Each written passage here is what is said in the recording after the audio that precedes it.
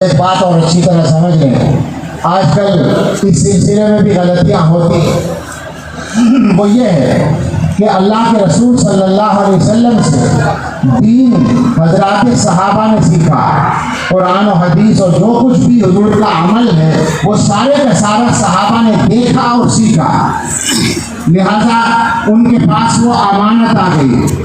اس کے بعد حضرات صحابہ سے ان کے بعد والے لوگوں نے سیکھا، جن کو ہم تابعین کہتے ہیں، جو صحابہ کے شاگرد ہیں۔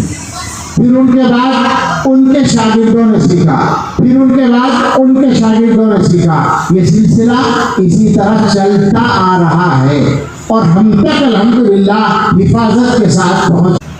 تو اب دو باتیں یاد رکھیں یہاں سے۔ ایک بات تو یہ ہے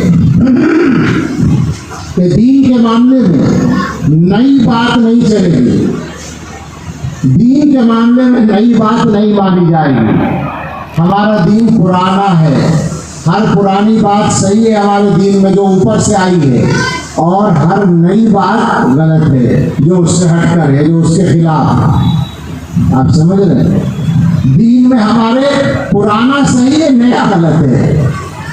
ہمارے بہت سارے یہاں جوان ہیں، میں ان کو سمجھانے کے لیے کہوں کہ بہت سے لوگوں کو ایسا خیال ہوتا ہے کبھی کبھی، نئی باتیں کچھ لوگ کرتے ہیں۔ آج کل یوٹیوب کا زمانہ ہے، سوشل میڈیا کا زمانہ ہے، تو ہر کس و ناکس کو بولنے کی آزادی مل گئی ہے۔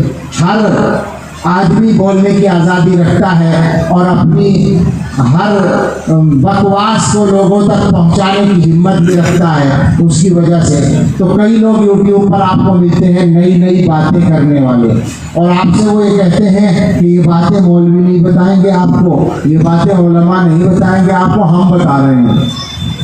اور ہمارا جوان یہ سوچتا ہے کہ ہاں یہ نئی بات کر رہے ہیں، یہ زیادہ صحیح ہوگی۔ تو ذرا سمجھ لیں، آپ کو نئی بات کیوں اچھی لگتی ہے؟ وجہ یہ ہے کہ پڑھے لکھے جتنے ہمارے بچے ہیں انہوں نے کالج میں سائنس پڑھی ہے، سائنس پڑھتے ہیں نا، سائنس کا زمانہ ہے۔ آج کل سائنس کی حکومت ہے، کسی بات کو ثابت کرنے کے لیے طریقہ بھی وہی چلتا ہے جو سائنس والا ہے۔ لوگ کہتے ہیں کہ صاحب سائنسی انداز سے اس کو سمجھائیے، اسی کو علمی اسلوب کہا جاتا ہے عربی میں۔ آج کل سائنس میں اور مذہب میں زمین آسمان کا فرق ہے۔ وہ یہ ہے کہ سائنس کا تعلق تجربے سے، مشاہدے سے، جس کو آبزرویشن کہتے ہیں۔